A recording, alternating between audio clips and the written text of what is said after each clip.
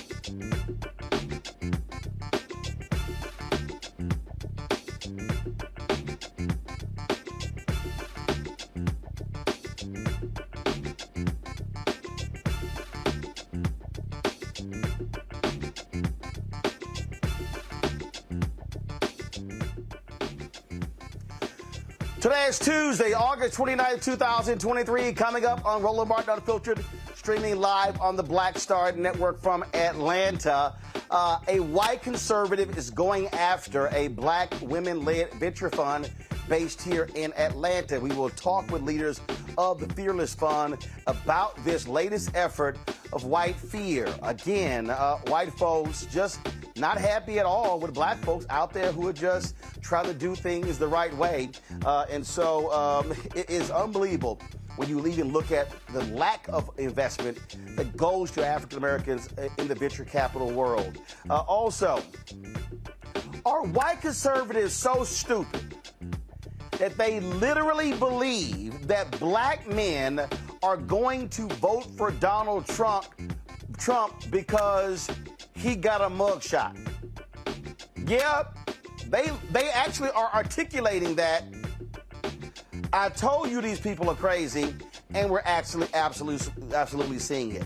In Tennessee, there's a showdown over public safety, and Republicans there continue to target and demonize black state legislators, namely Representative Justin Jones. We'll show you the latest stupidity out of Tennessee, and we'll be joined by a member of the legislature. Also, folks, I played in the Chris Tucker golf tournament on Monday. I got some more great stuff. Glenn Turman, as well as George Wallace. I can't wait to show y'all some of that.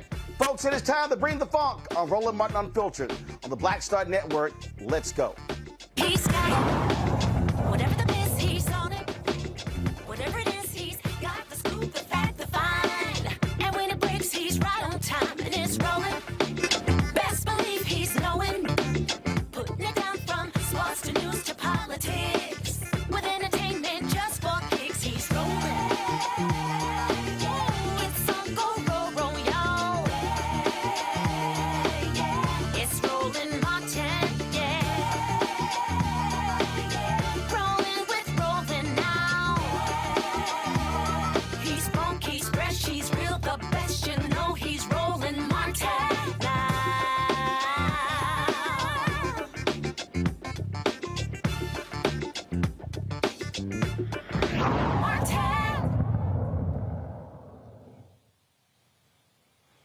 For years, I have warned y'all that white folks, namely white conservatives in America, do not want to see black folks getting ahead. There's a constant targeting of anything that benefits black people and other minorities. Ed Blum, a white conservative out of Texas, has been on the warpath challenging anything in this country that he deems discriminatory and he calls race-based. He was the guy behind the affirmative action case that the Supreme Court decided that outlawed affirmative action in the use of college admissions.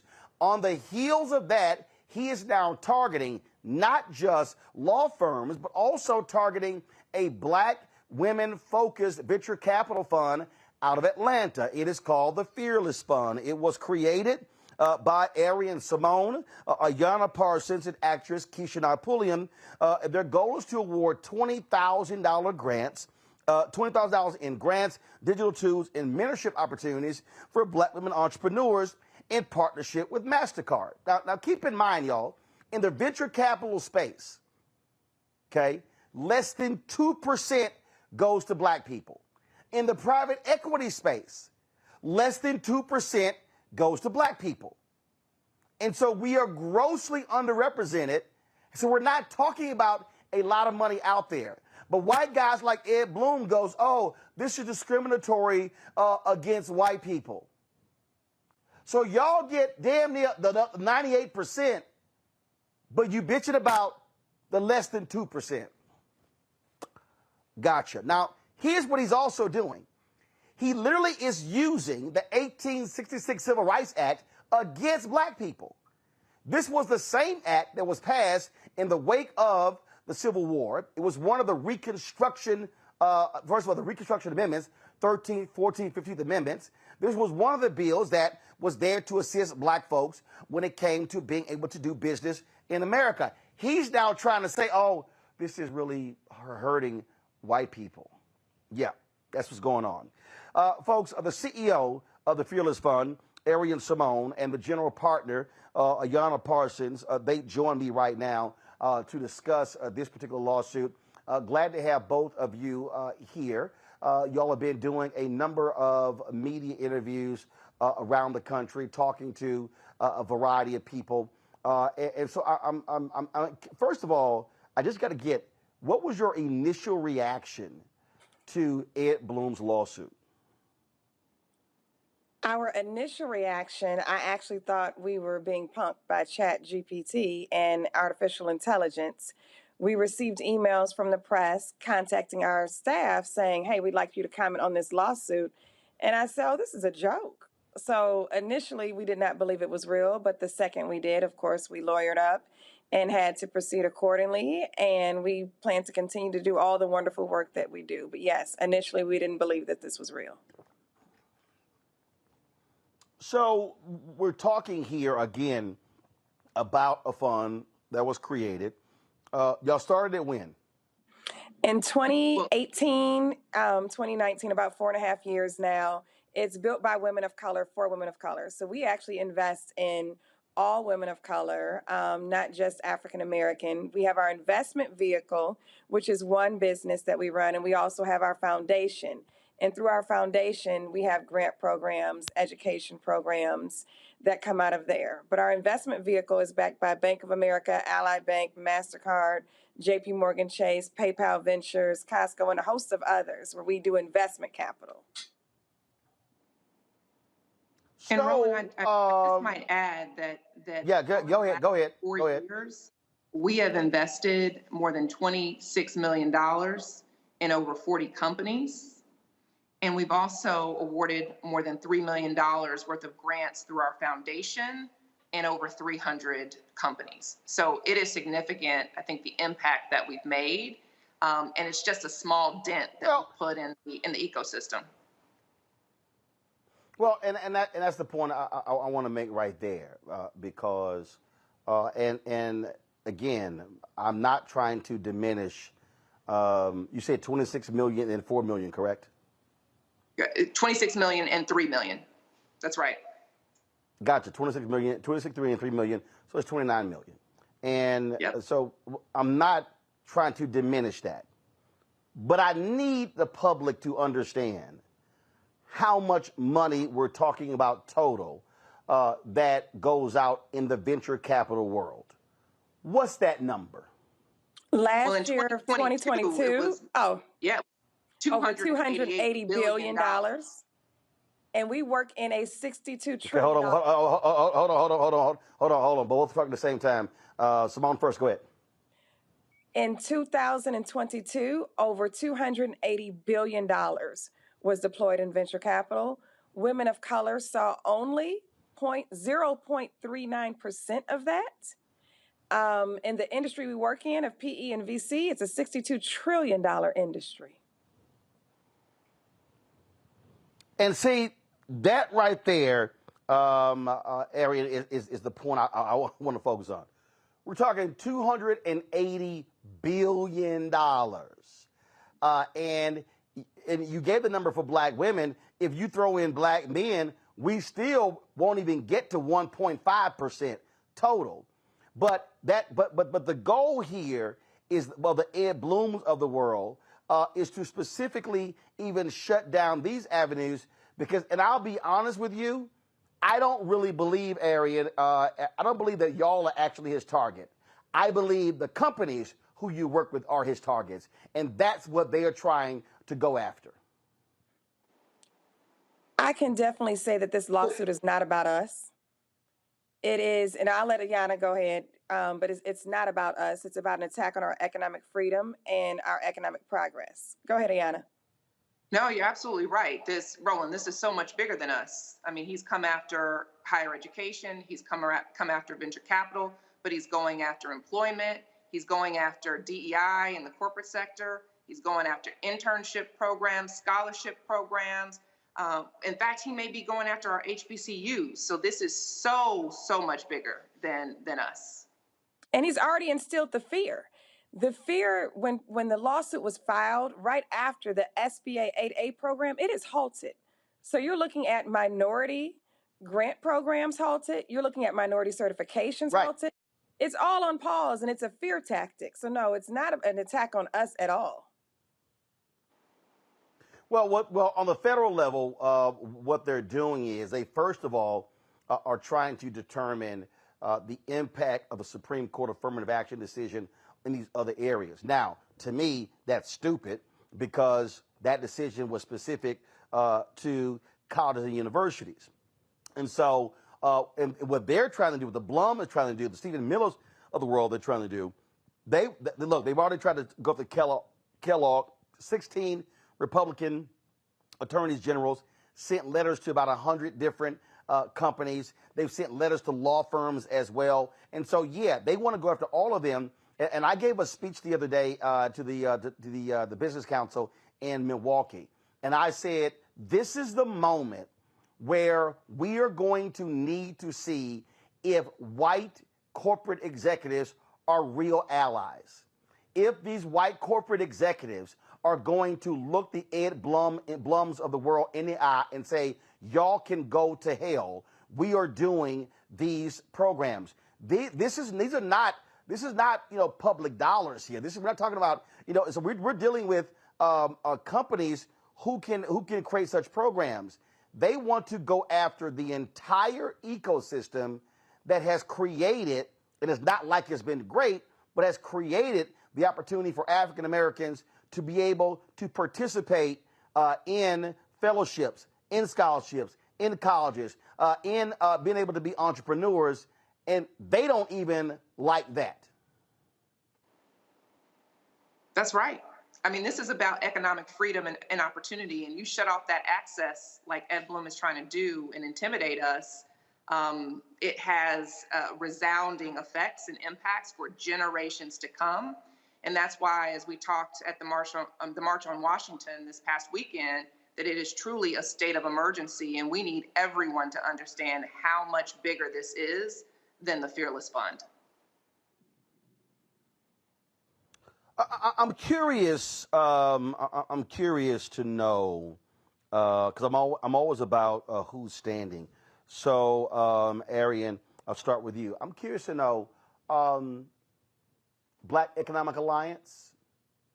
Executive Leadership Council, these other different groups, have they reached out to y'all? Are they saying, hey, we're going to be standing 10 toes down with y'all? Are you receiving phone calls? Are you receiving emails from other groups who are saying, we are not going to let them go after you alone? We're standing with you. Is that happening? Yes, we've received many phone calls, many emails, many people who are standing in solidarity with us. You will see more mobilization coming soon, but many people have definitely come to say, we support you and we stand with you on this issue. Even as of recent, Forbes reported about how 70 venture capital firms came together and said, you know what, we stand with the Fearless Fund. We don't think that this is right. We are in solidarity with them, and many others are coming to the table as well, too. So that has definitely been a blessing, and we are grateful for all of them. And a lot of people have also signed our petition at www.fearlessfreedomnow.org, and they've reached out through our website as well to join the fight.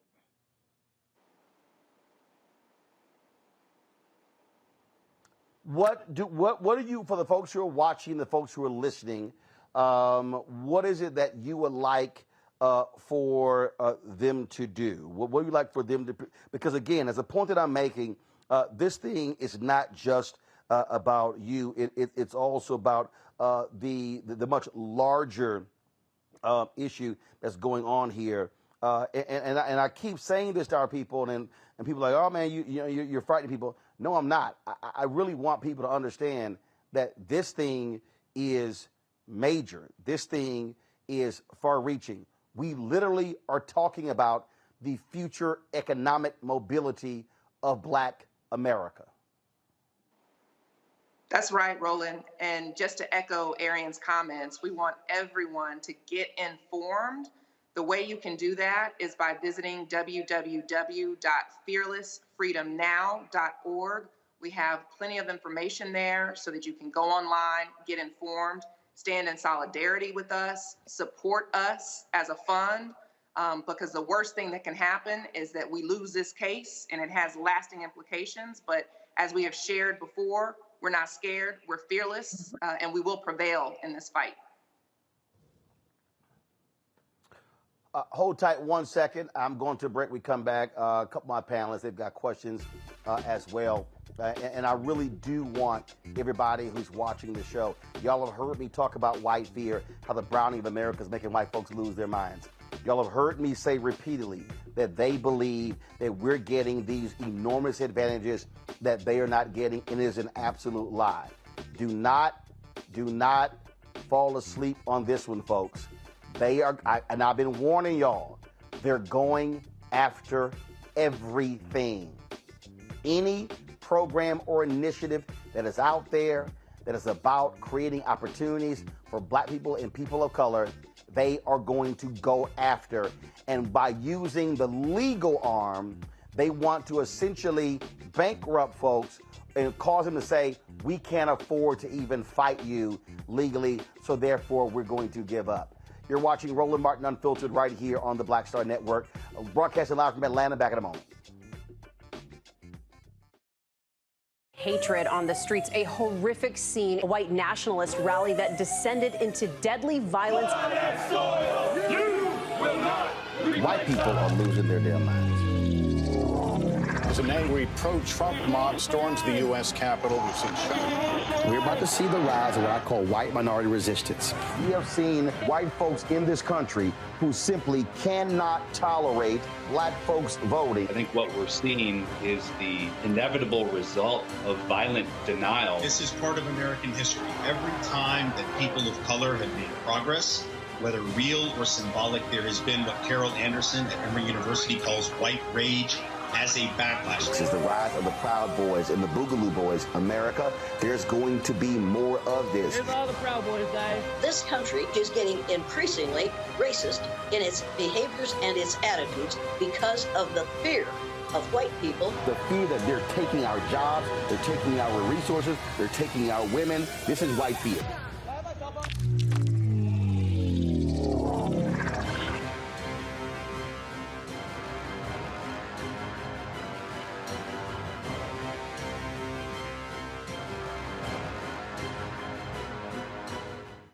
Next on the frequency with me, Dee Barnes, we're going to talk to Leslie Seagar, a.k.a. Big Les, and talk about her incredible career as a dancer, choreographer, and VJ of Rap City. Magic Johnson was there, so half the NBA was there.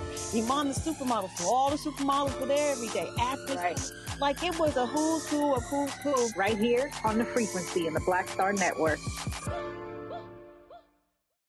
Hey, it's John Murray, the executive producer of the new Sherry Shepherd Talk Show. This is your boy, Earthquake. And you're tuned in to Roland Martin, Unfiltered.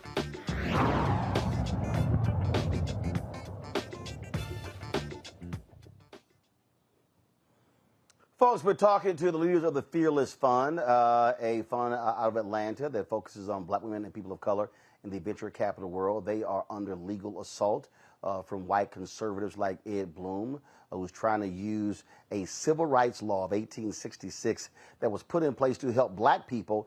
He's now trying to actually use this against black people. Dr. Larry Walker joins us on the show today. He, of course, is a professor, assistant professor, University of Central Florida. Michael Imhotep, host of the African History Network show out of Detroit.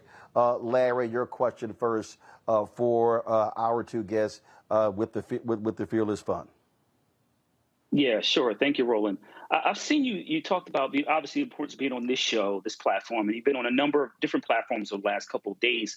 And I want you to talk about the importance of letting, the black community know about what the work you do and the assault that, Roland and you highlighted, how important it is to get the word out to the black community in terms of the importance of your work and what could happen based on this lawsuit.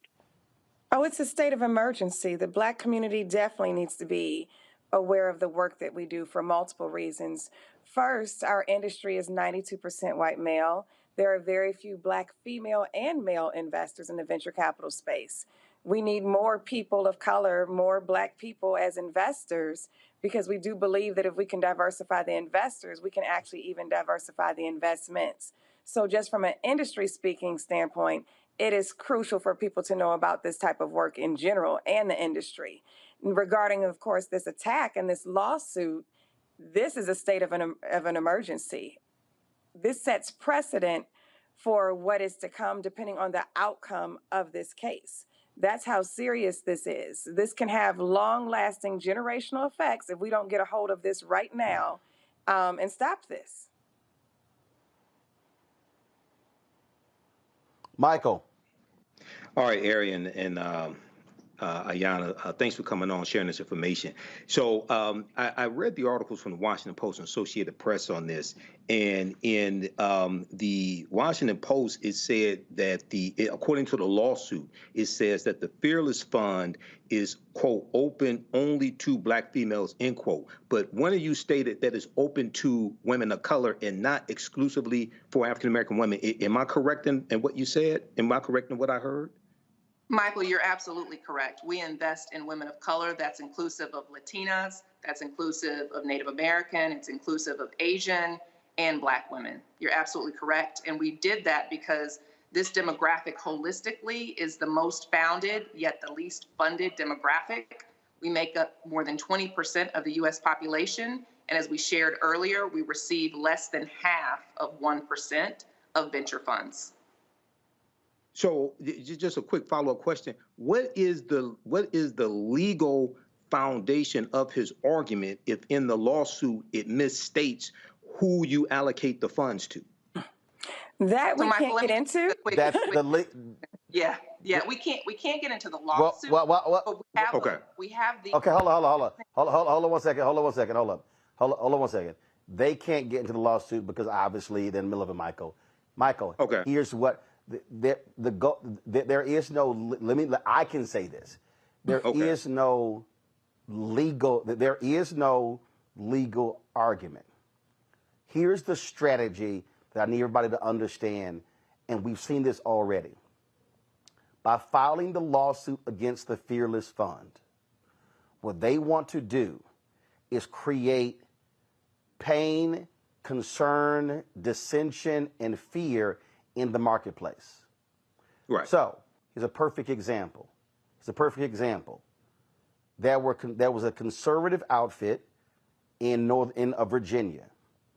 What they were doing, they were sending letters to largely rural black cities in Mississippi and Alabama and other places, saying that they had people on their voting rolls who were illegal.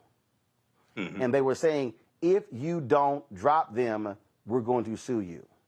There were several cities that were so broke, they said, oh my God, we can't afford the lawsuit, so they changed. Now, they got busted when they got reported on, but they were being effective because they were using the legal argument. And you got to remember, this billionaire just gave the leader of the Federalist Society $1.6 billion to use any way that he wants.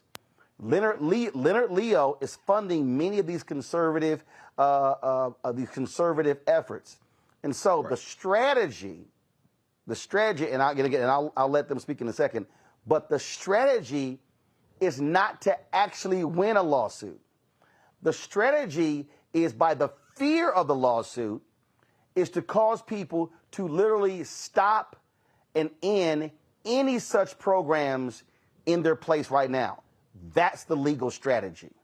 Go right ahead, Arian or Ayanna. Well, I think you pretty much said it best, or summed it up rather. This is not an attack on us. It's definitely to instill fear. I think that's the best way to sum it up. Of course, we can't get into the logistics of the lawsuit, but just by the filing suit on us, people have already started to adjust their programs, which is unfortunate. And it's just out of fear. They're not even being sued. They're just changing just because. And I'm like, oh no, you need to stand up for what you believe in and what your programs are designed to do. They wouldn't exist if the disparities didn't exist. So they have to continue. That's right.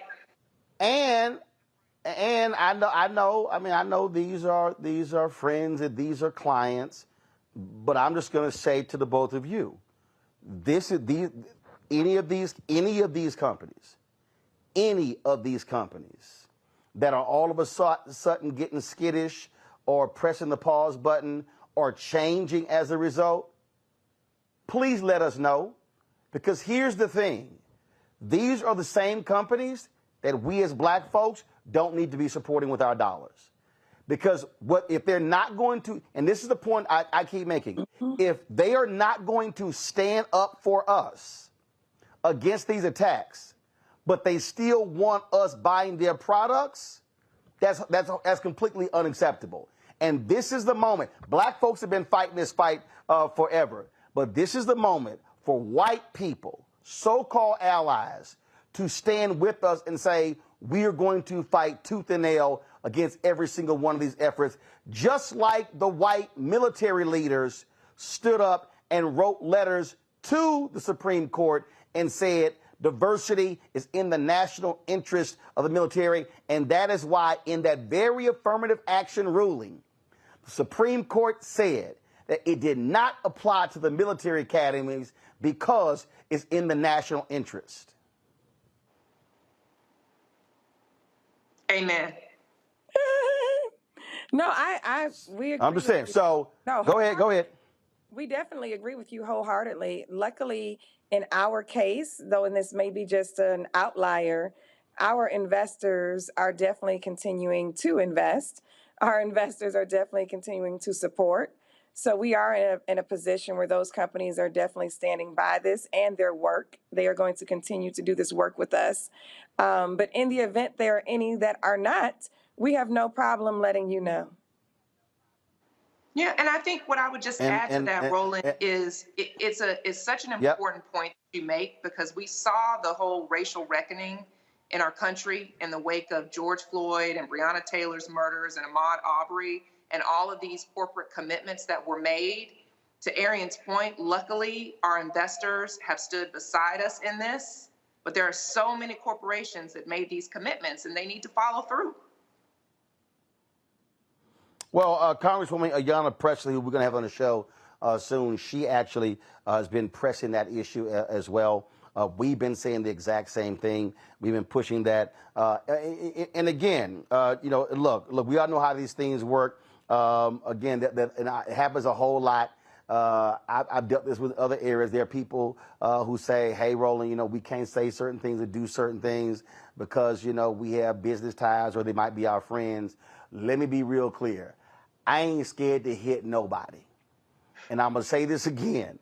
And I've been hitting all these companies. I've been hitting folks in all these areas. The biggest thing for me, I am not going to let people continue to reap the benefits of black dollars and then don't stand with black people. And if anybody is wondering why am I so adamant, that's literally what Dr. King said on April 3rd, 1968 at Mason Temple, when he made it perfectly clear. The one thing that we as blacks can do is economic withdrawal. The reality is black people have been putting money into this system. And in fact, when we talk about, and I need everybody to understand this here, the work that y'all are doing. When you talk about the $26 million in grants to companies, the $3 million through the foundation, everybody needs to understand the greatest source of venture capital, private equity money in America comes from pension funds. Mm-hmm. That means public workers. That means teachers, firefighters, police officers, people who work in the sanitation department. If you are black and you are watching and listening to this show, do understand your money, you are the financial backbone of the venture capital world. Mm-hmm. And so a significant number of these people, public workers, your money is going to essentially 90+% of white men in private equity. And when people keep saying, how do we change this? I keep saying you change it on that bottom, on that level. When they come to the pension funds, those states should be saying, no. How many black folks are y'all investing in? What black PE firms are y'all using? What black venture capital firms are using? If y'all want access to our pension funds, y'all better have a level of diversity. And that's why I believe the Ed Blooms are also filing these lawsuits, because they know that's also coming. We've already seen that happen in California, in New York State, in the city of Chicago, and some other places where they've been saying, you're not going to come get our billions of dollars if you're not going to be investing in black people. Final comment from both of you. Oh, I love that, because I always give that example of the PE industry, of PE and VC being backed by the pension funds, built by people of color, primarily in those careers. And then it goes up to the 92% white male, and then they invested in the white startups. And then very rarely does this money come all the way back down full circle into our community. So I love that example and that education, because people need to definitely be aware of that. But in my final thoughts or my final words on this interview, I definitely just want people to understand that this is a state of an emergency. Please sign the petition. We would love your data. We need to mobilize behind this, and we need to stop this in its tracks. The only other thing I would add to that is that I just want our people to know that entrepreneurship is the pathway to economic freedom. And what Ed Blum is trying to do is he is trying to dismantle our economic freedom. Stock market won't do it. Home ownership won't do it. Entrepreneurship is the way to wealth creation, and that is why the Fearless Fund exists. So visit www.fearlessfreedomnow.org to join in our fight. Thank you so much, Roland, for having us. All right. Keep us abreast of what happens, and we will take the course as well. We appreciate it. Thanks a lot. Thank you. Thank you. All right, folks, going to go to break. We're going to come back, and we're going to talk more about this, and because I really need all of y'all watching to understand what you just heard. I need you to understand, because I know there's somebody who's watching. I haven't pulled up the comments yet on the message boards. And I know somebody's sitting here going, oh, all this stuff y'all talking, that's just rich black people's problem. Y'all have no idea what is going on here, and it has a direct impact on every single one of you. And we'll do that. We come back. Folks, you watching YouTube, hit the like button, please. We want to easily hit 1,000, 2,000 likes every single show. Y'all love chatting. We'll hit that doggone like button. And don't forget, support us as well. Download the Black Star Network app, Apple phone, Apple TV, Android TV, Roku, Amazon Fire TV, Xbox One, Samsung Smart TV. Also, send me, you want to join our Bring the Funk fan club. Look, guys, this is real simple. The work that we do ain't free. It's not free. We cannot do this without your support and your help. Please join our Bring the Funk fan club. Our goal is to get 20,000 people annually contributing on average $50. That's $4.19 a month, 13 cents a day. You can send your check and money order to P.O. Box 57196, Washington, D.C. 20037-0196. Cash App, $RM Unfiltered. PayPal are Martin Unfiltered. Venmo is RM Unfiltered. Zelle, Roland at RolandSMartin.com. Roland at RolandMartinUnfiltered.com. And don't forget to get a copy of my book, White Fear, How the Browning of America is Making White Folks Lose Their Minds. Available bookstores nationwide. Download your copy. You can buy it on Amazon, Barnes & Noble, Target, Books A Million. Download the audio version on Audible. We'll be right back. You go into a barbershop in a 700 credit score neighborhood, black or white. They're talking about their ideas and they're talking about how they're going to move on those things. You go to a barbershop at a 500 credit score, equal brilliance but bad culture. They're talking about other people. You go to a winner's barbershop. Here's what I'm doing. You go to the barbershop of where people feel defeated. They talk about other people, either celebrities or people they admire, but also often, I don't like Joe. I don't like Roland Martin.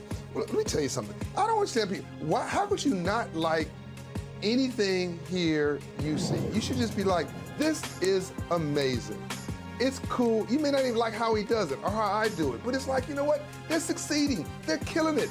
All you should be is, that's fantastic. But if I don't like me, I'm not gonna like you. If I don't feel good about me, it's hard for me to feel good about you. If I don't respect me, don't expect me to respect you. If I don't love me, I don't have a clue how to love you.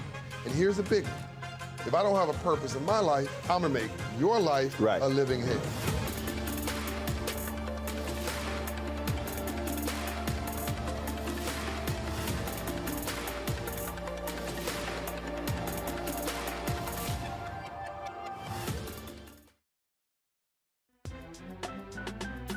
I'm Faraji Muhammad, live from LA. And this is The Culture. The Culture is a two-way conversation. You and me. We talk about the stories, politics, the good, the bad, and the downright ugly. So join our community every day at 3 p.m. Eastern and let your voice be heard. Hey, we're all in this together. So let's talk about it and see what kind of trouble we can get into. It's The Culture. Weekdays at 3, only on the Black Star Network. Carl Payne pretending to be Roland Martin. Holla! You ain't got to wear black and gold every damn place, okay? Ooh, I'm an alpha, yay. All right, you're 58 years old. It's over. And you are now watching Roland Martin Unfiltered. Uncut, unplugged, and undamn believable.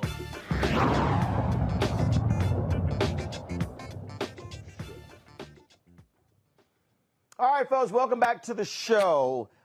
Larry and Michael, they're on our panel today. Michael, I'll start here with you. I'm really trying to get people, when you start talking about numbers, okay? When you heard those sisters talk about less than 0.5% of the VC money go to black women, total less than 2% go to black people, period. Federal government spends $560 billion a year on contracts. Black people get 1.67%. $322 billion a year is spent in the advertising space, or we spent in 2023. 1% goes to black-owned media. We can walk this thing through states. Some are better than others, but the reality is, when you go to pull up any of these states, when it comes to the money, it's typically 0.5, 1, no more than 2%, maybe 3%. So what white folks like Ed Bloom and Stephen Miller, what they have done, they got these other white folks running around here thinking, oh my God, they're getting all the money. They're getting all these resources. Look at all of these programs for them. Well, let's be real clear.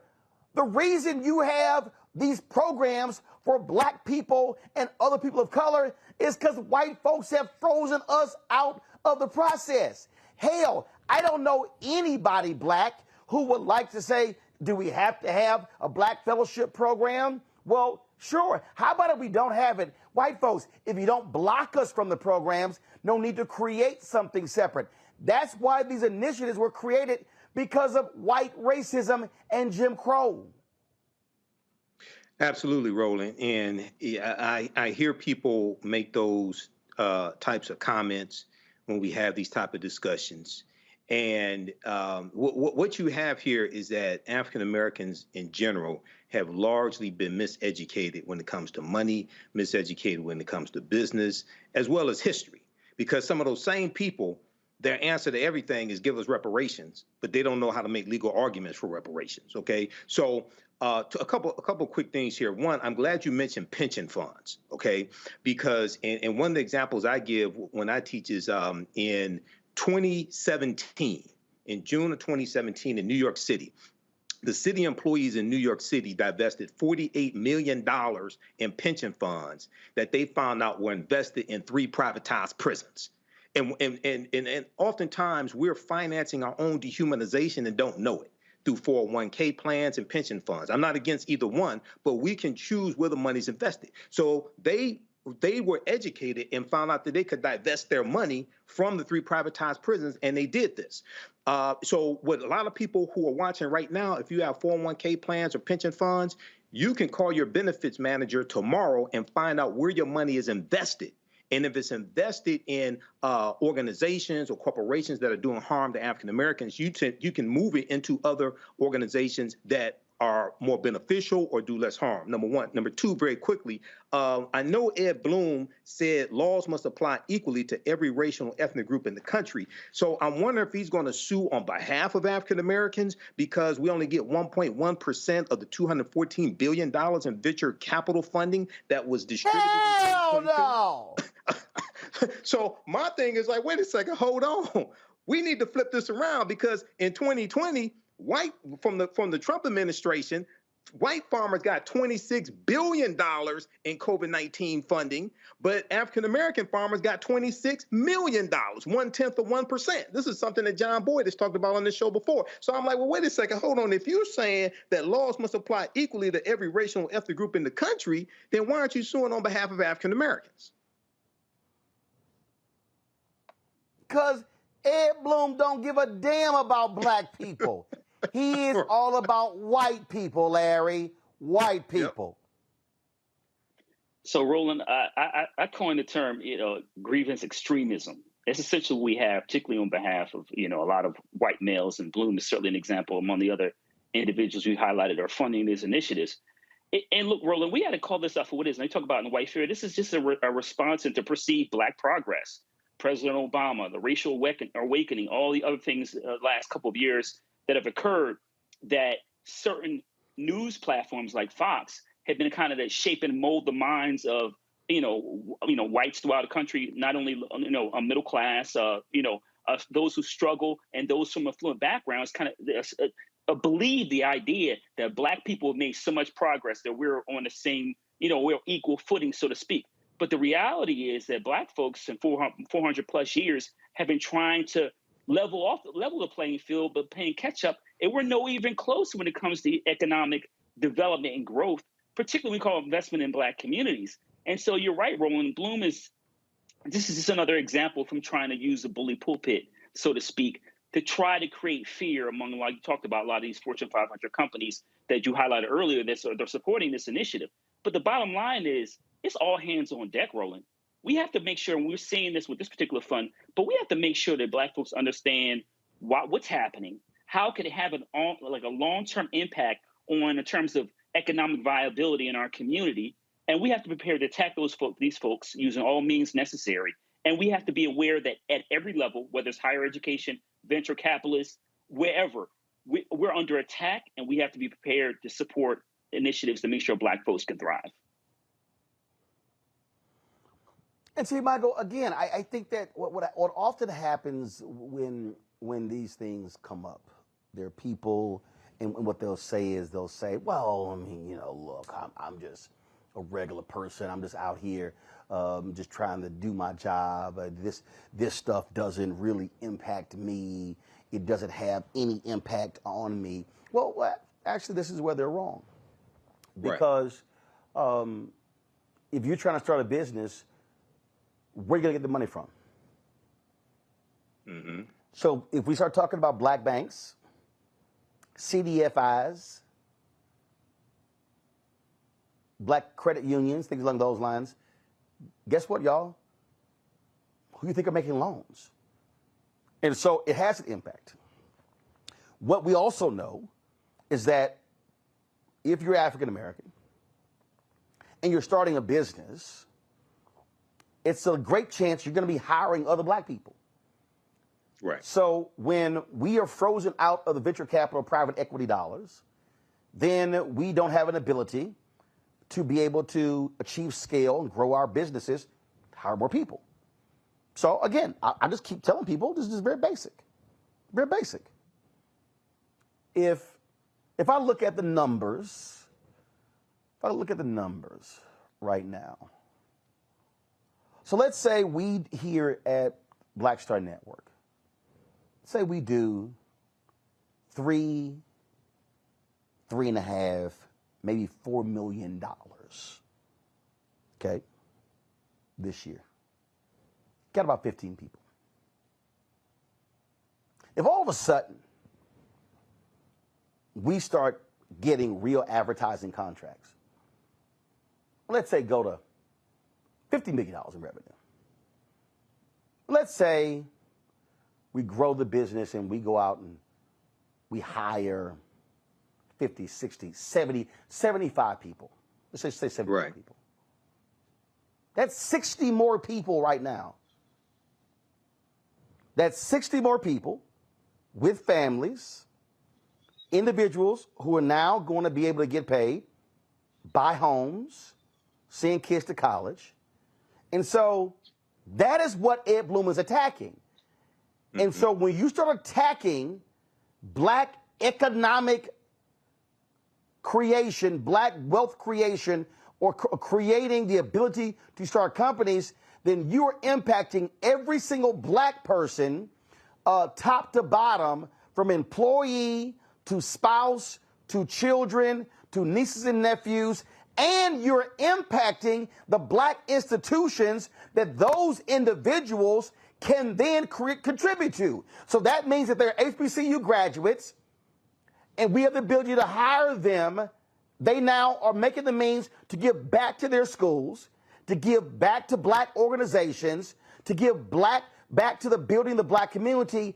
That's why I need people to understand that they are attacking what is literally has created and funded the entire black ecosystem, and they want to bring that down. That is their strategy.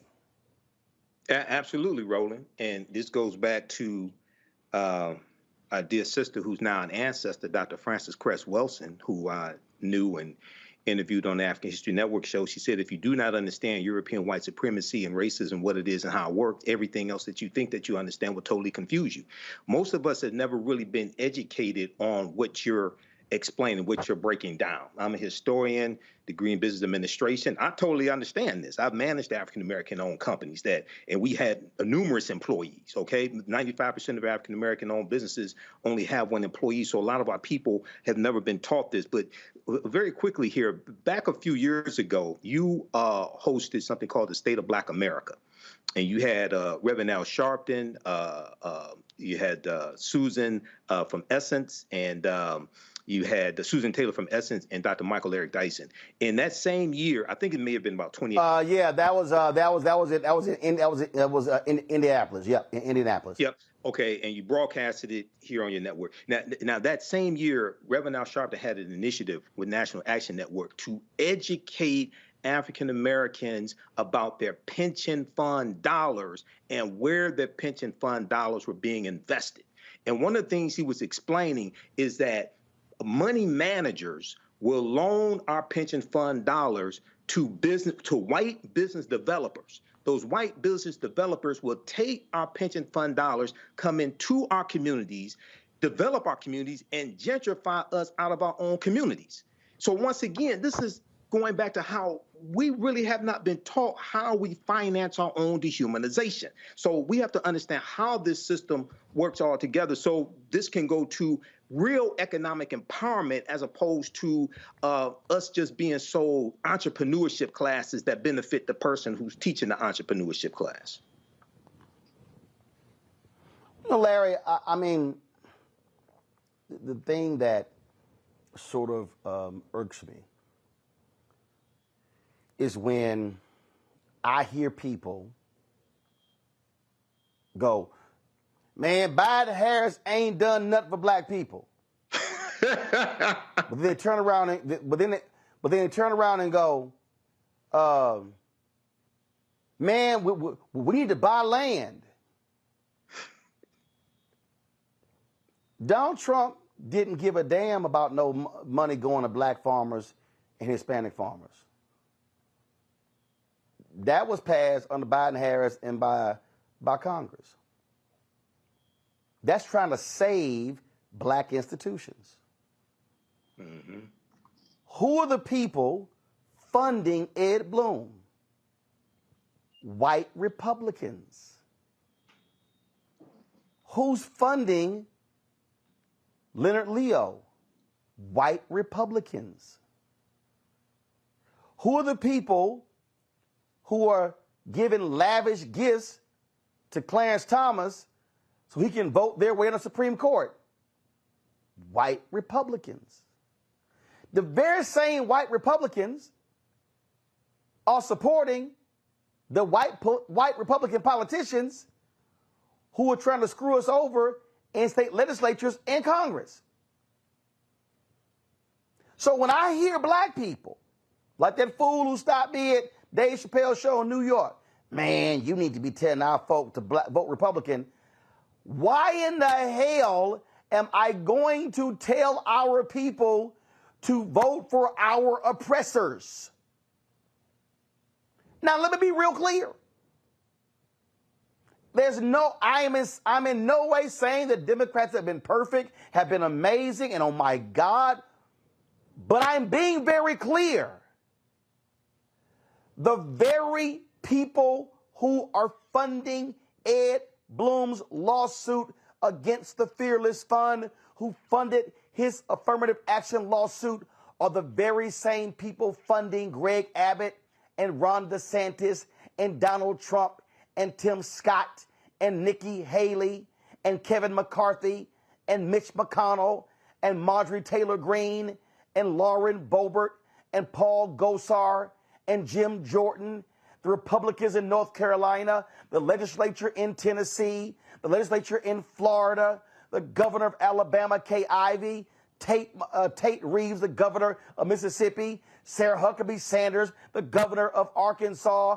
We can go on and on and on. It's the exact same people. And this, Larry, is a direct assault on the future viability, the future economic and educational viability of black people.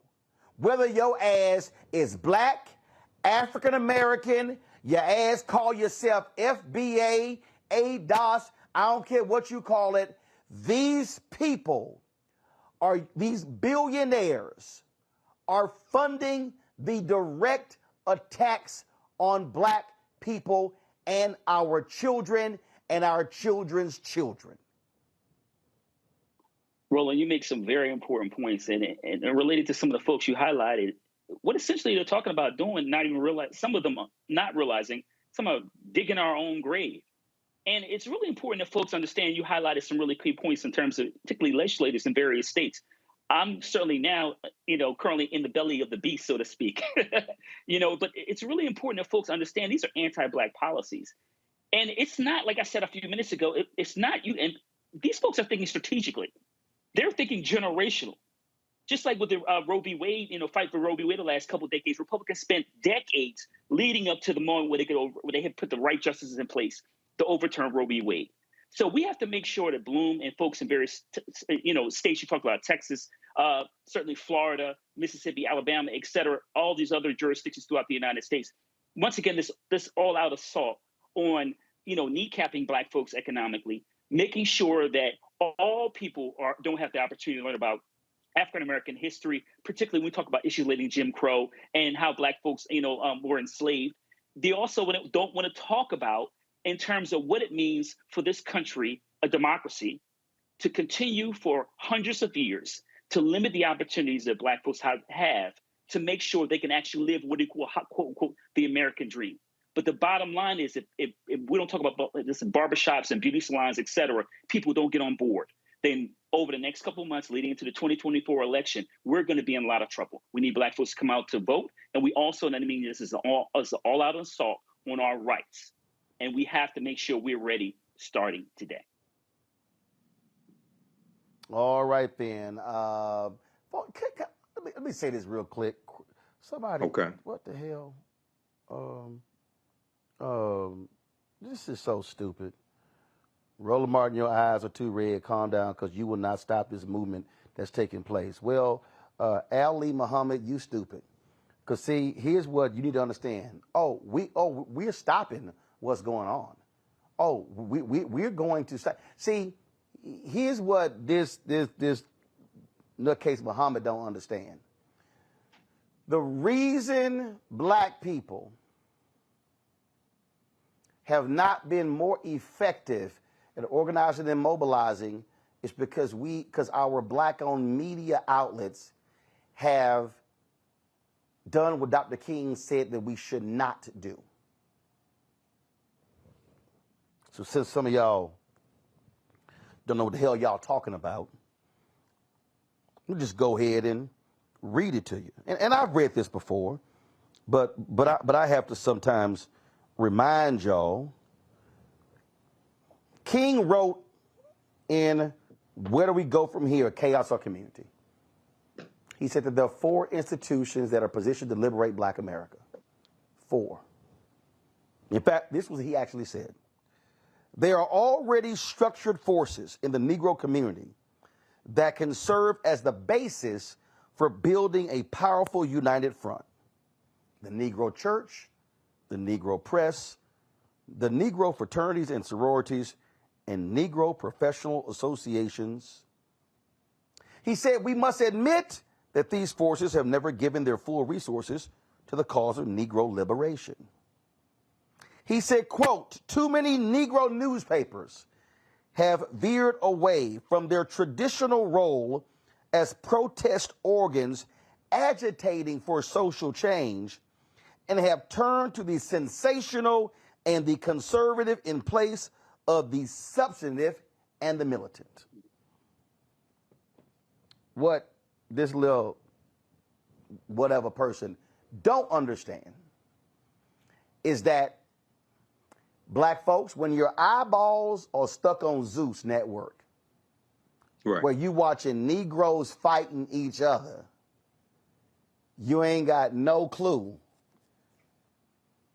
that all these white folks are watching Fox News, where they're organizing and mobilizing politically to shut everything that we have down. See, when you have all these Black bloggers and Black websites and Black media outlets focusing on Sukahani and what in the hell she doing, and entertainment and this housewife and what this person do. See, that has been the biggest mistake that we have allowed ourselves. We have allowed our aunts, uncles, mamas and daddies, grandmamas and granddaddies, nieces and nephews, sons and daughters, sorority sisters, fraternity brothers, friends, associates, church members, and colleagues, to be so distracted by entertainment and sports bullshit and not the stuff that is having a direct impact on our future survival or the ability to thrive. Yeah. Hey, Roland. So the reality is we're going to continue to inform. We're going to continue to educate. We're going to continue to shine a light on this. And if nobody else is doing it, that's not my problem. But I can guarantee you that's what we're going to do, and we're not going to stop. I got to go to a break. When we come back, I'm going to tell you what's happening in Tennessee, how they're trying to shut down, again, black representation, how Republicans in North Carolina are trying to screw over black people again, and the governor says it when he vetoes the latest Steal the Vote bill. You're watching Roland Martin Unfiltered on the Black Star Network.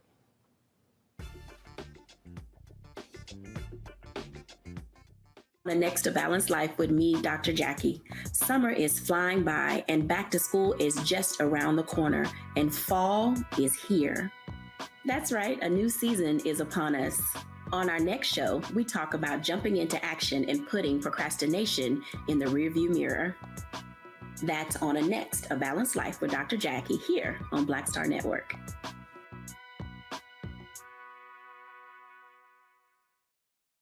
Next on the Black Table with me, Greg Carr. Brown versus the Board of Education. The history books call it the court decision that ended racial segregation in American schools. But a brand new book, Jim Crow's Pink Slip, uncovers a devastating unintended consequence of that 1954 Supreme Court decision. We may, if we were lucky, have been the very last generation of Black students to have experienced these generations of Black teachers who have never been replaced. Dr. Leslie Fenwick joins us to talk about her book and the actions following that landmark decision that dealt a virtual death blow to Black educators. That's next on the Black Table, right here on the Black Star Network. On the next Get Wealthy with me, Deborah Owens, America's Wealth Coach, I'm sure you've heard that saying that the only thing guaranteed is death and taxes. The truth is that the wealthy get wealthier by understanding tax strategy. And that's exactly the conversation that we're going to have on the next Get Wealthy, where you're going to learn wealth hacks that help you turn your wages into wealth. Taxes is one of the largest expenses you ever have. You really got to know how to manage that thing and get that under control so that you can build wealth. That's right here on Get Wealthy, only on Black Star Network. Hello, I'm Paula J. Parker. Truly proud on the Proud Family, Louder and Prouder on Disney+. And you're watching Roland Martin Unfiltered.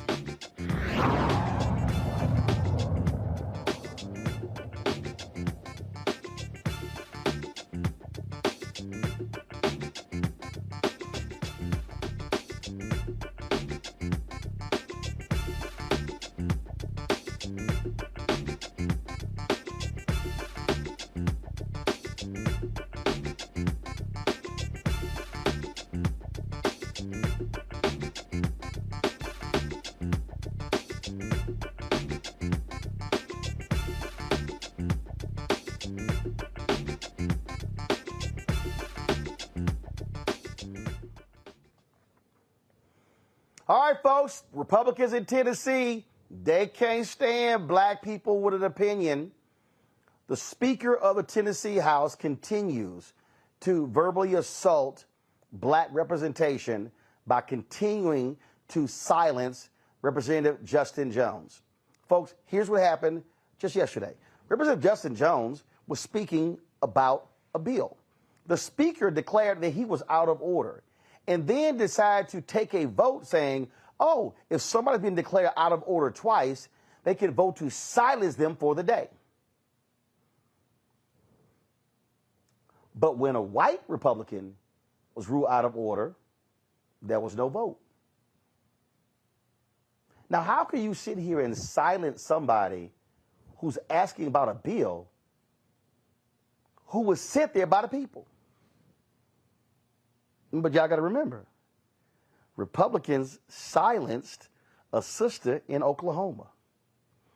Republicans silenced, where was it? Who was the transgender? was it Montana, Wyoming? One of them. It was in Montana.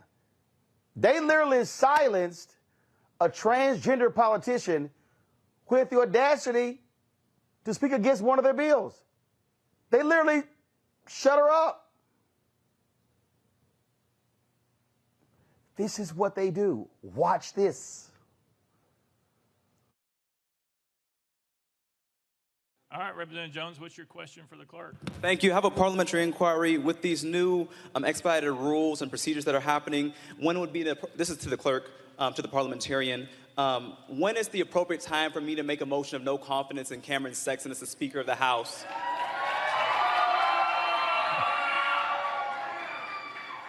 Mr. Clerk. Mr. Speaker, as I stated when I got this question before, it would be unfinished business. Representative Jones.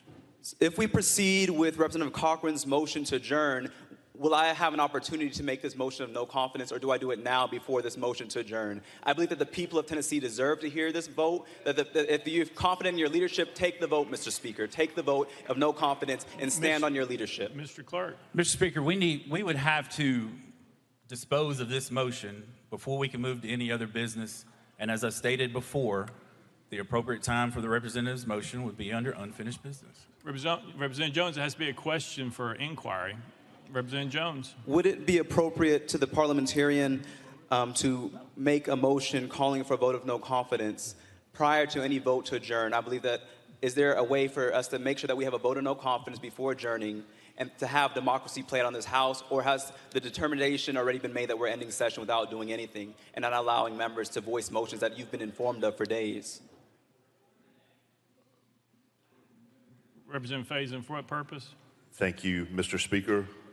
Make a motion for order of the day. Motion's been heard. Orders of the day. We're on the motion to concur. You can't object to orders of the day. So we're voting. All those in favor of Senate Joint Resolution, vote aye when the bell rings. Those opposed, vote no. Has everyone voted? Does anybody wish to change their vote? Mr. Clerk, take the vote. Aye, 71, 18 nays. I hereby declare concurred in. Without objection, motion to recess table. Leader Cochran, you're recognized. Thank you, Mr. Speaker. I move that the Journal of the House of Representatives and the proceedings thereof be approved from the first through the fifth legislative days of the first extraordinary session. Without objection, so ordered. Leader Lambert, Leader Cochran. Thank you, Mr. Speaker. Pursuant to Senate Joint Resolution number 150, I move the first extraordinary session of the House of Representatives of the 113th General Assembly of the State of Tennessee adjourned. Sine die. I hereby declare the first extraordinary session of the House of Representatives of the 113th General Assembly of the State of Tennessee, sine die.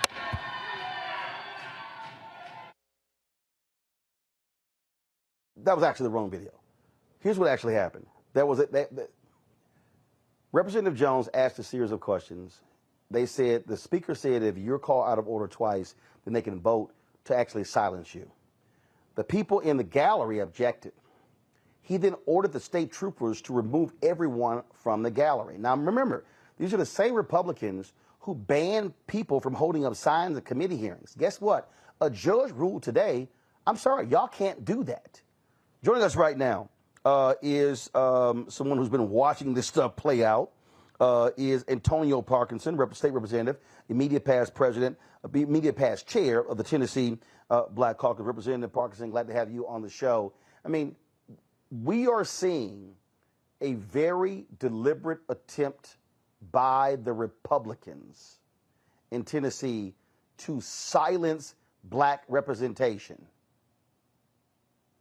Not just silence black representation, but silence basically any dissent that is coming their way. And so it's black representation, it is white representation, it is white moms who had children that were hunted in Covenant School, and any protesters that are fighting for common sense gun laws to be passed in the state of Tennessee. And control room, let me know when y'all have that video, because it was stunning to watch the Speaker of the House just shut down Representative Jones. You even had white Democrats who stood up and said, wait a minute. You ruled this white Republican out of order, nothing happened to him. Then they took a vote, and then he got mad. Clear the gallery. I mean, what you have going on is you have a dictatorship in Tennessee. Yeah, that's what was attempted, and when that happened, and what you're talking about is yesterday's floor session. The video they played today was the floor session today, and there was total chaos today also.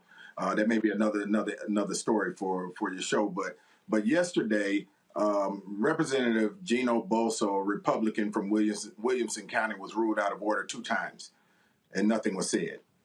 And then when Representative Justin Jones was ruled out of order for the 2nd time, they wanted to bring it to a floor vote to silence him for the rest of yesterday's session. And when they tried to do that, chaos erupted again. Those in the galleries were totally, upset about it and shouting.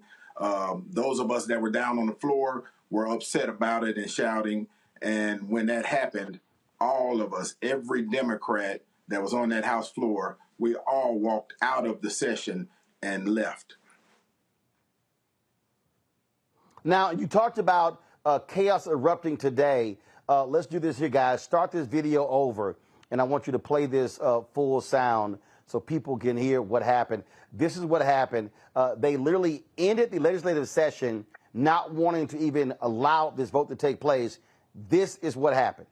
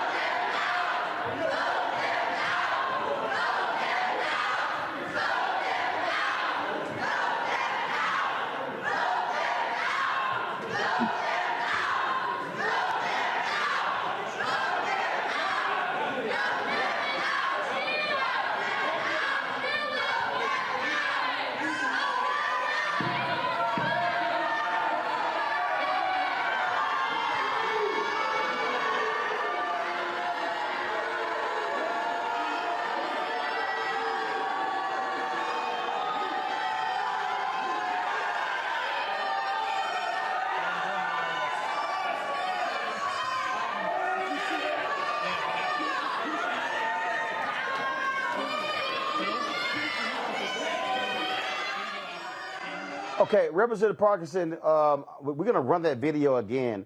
And so, guys, bring the sound down. I want you to speak over it. Tell us, what the hell happened there? Did that white legislator, did he shove Representative Justin Pearson? So what happened, it looks like, and we've been watching this video all day, but it looks like the speaker's security pushed him to the side. Right there, that's the speaker's security, the guy behind the speaker, right? And then you had the Republican leader, and I want y'all to watch this part. The Republican leader with the red tie right there comes over and he's talking to Justin. Now, I'm starting to make my way over. But when Justin tried to move to the left to get out, the Republican leader was getting in front of him, blocking him from moving. And that's where you see my hand come in. And I told him to get his ass out the way and get his ass off of Justin. Watch, you'll see that here. Well, you have to zoom out a little bit. Now watch when Justin moves to the left to try to move. Watch him move over in front of him.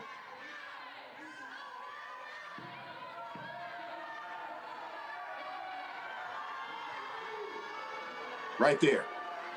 You see, yeah, we see it. Now he's blocking his path. He's trying to block him. And that's right. What get his ass and I see you put your arm in saying, hey, go ahead, say it again. Well, I'm trying to keep it as user friendly on your show as possible, but I basically told him get his ass. No. I want you to say exactly what you told him. Oh, okay. Get your ass off of him and get out the way so he can get out, so he can move.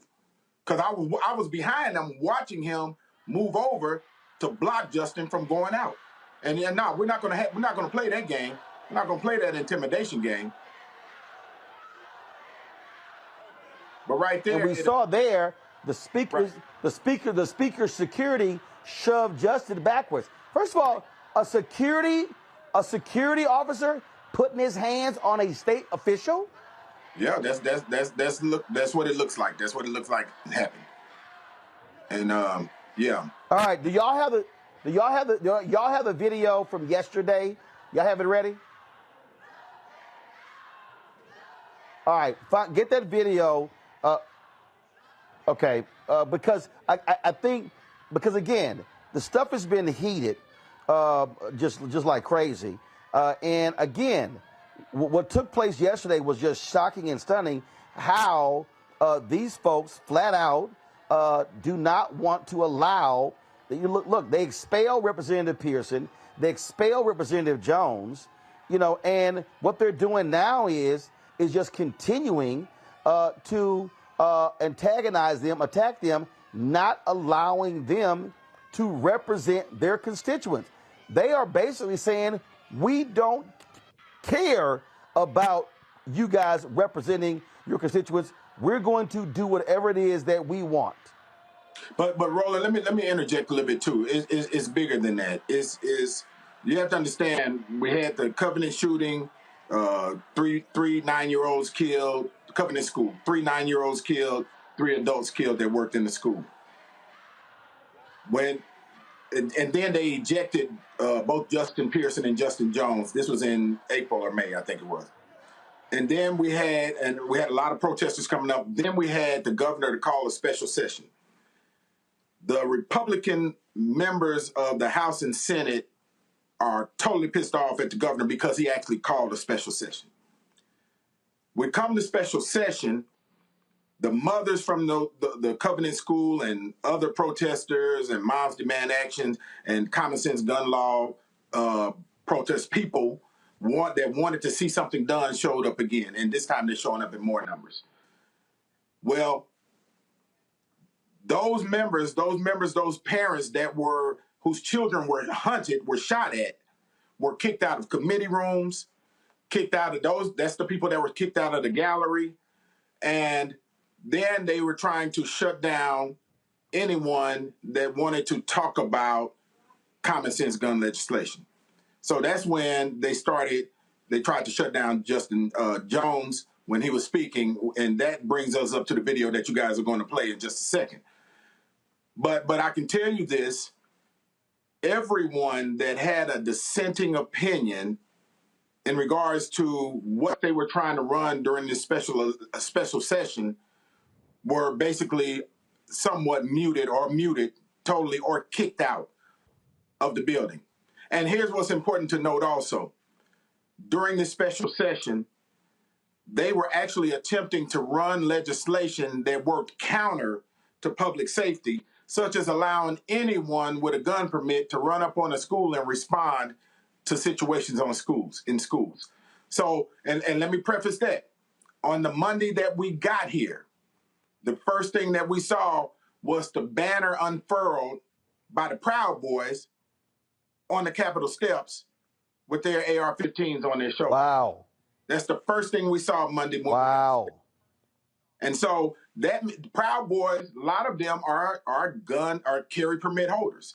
That means that they will be able to come up on a public school anytime they felt it necessary because they had an enhanced or a carry permit, issued by the state of Tennessee. So the session that we were coming to work on legislation for gun safety was going counter. And then you had the Republican leadership in the House and the Republican leadership in the Senate publicly clashing with each other. And then you had both of them also publicly clashing with the governor. So you got this three-way fight that's happening publicly because they're all mad at each other. But the victims, the true victims of all of this lack of leadership and this debacle that was taking place over these last 5 days are the citizens of Tennessee who are still dying because there is no common sense gun policy happening in the state of Tennessee. Unbelievable. And that's what happens. That's what happens when you have authoritarian rulers who have absolutely no backup, no consequence. I mean, they can just do whatever the hell they want. Right. Representative Parkinson, we appreciate you joining us. Thanks a lot. Yeah, man. Thanks for having me. Thank you very much. Folks, I'm going to go to a break. We come back to my panel. I'm going to show the video from yesterday. The thanks goodness from people of the Tennessee Holler. You wanted to talk about what's nuts. I mean, literally, these people are shutting down a black state rep elected by the people because they still are pissed at him because he has the audacity to question them. You're watching Roland Martin Unfiltered on the Black Star Network. Hatred on the streets, a horrific scene, a white nationalist rally that descended into deadly violence. White people are losing their damn minds. As an angry pro-Trump mob storms the U.S. Capitol, we've seen shooting. We're about to see the rise of what I call white minority resistance. We have seen white folks in this country who simply cannot tolerate black folks voting. I think what we're seeing is the inevitable result of violent denial. This is part of American history. Every time that people of color have made progress, whether real or symbolic, there has been what Carol Anderson at Emory University calls white rage as a backlash. This is the rise of the Proud Boys and the Boogaloo Boys. America, there's going to be more of this. Here's all the Proud Boys, guys. This country is getting increasingly racist in its behaviors and its attitudes because of the fear of white people. The fear that they're taking our jobs, they're taking our resources, they're taking our women. This is white fear.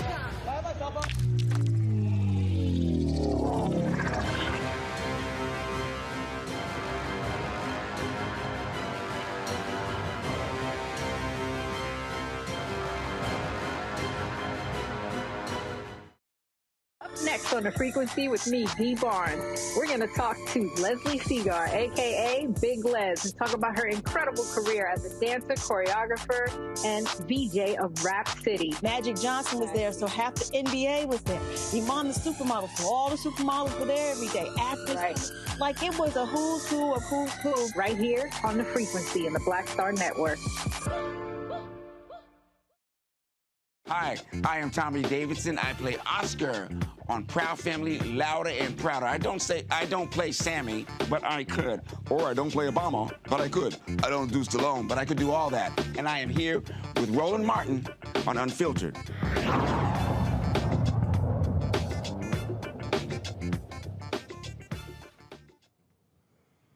The folks with the Tennessee Holler sent us this video, folks. If you want to understand how democracy is being destroyed before our very eyes. This is from yesterday in the Tennessee legislature. The Republicans dominate. What our schools need are mental health professionals. We need funding for mental health, for counselors. We need to pay our teachers better. We don't need more police in our schools. Representative Jones, you're off the bill again, sir. You're out of order. Sorry. Representative Pearson, you're recognized. Oh, that's two. I'm sorry. We're on the board. That's the second time being out of order today. For being off the bill. There's no point of order. It's non-debatable. We're on the board. Is that right, Mr. Clerk? That's correct. If somebody were to stand up and have a bill on the floor, even though they've been silenced, they should still be able to come up into that well and present their bill. If someone raises their hands and make a motion, that is not a debate or remarks. So I want to know how the clerk is taking this to interpret that this member can no longer make a motion or present legislation that he has been elected to give. Mr. Speaker, I don't know how a member could present a motion or a bill if they are not allowed to be recognized for debate or remarks. Mr. Clerk, take the vote.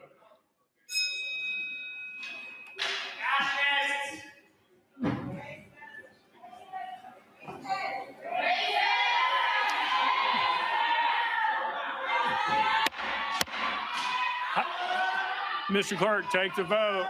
The gallery's ruled out of order. Aye, 70, 20 nays. Department of Safety, please clear the balcony for disorderly behavior. It passes.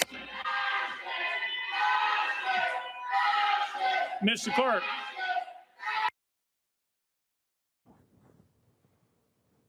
Larry, these people are absolutely deranged in Tennessee. Yeah, the same people calling for law and order all the time, right? You know, Roland, listen, we're constantly seeing over the last couple of years the deterioration of democracy in the United States.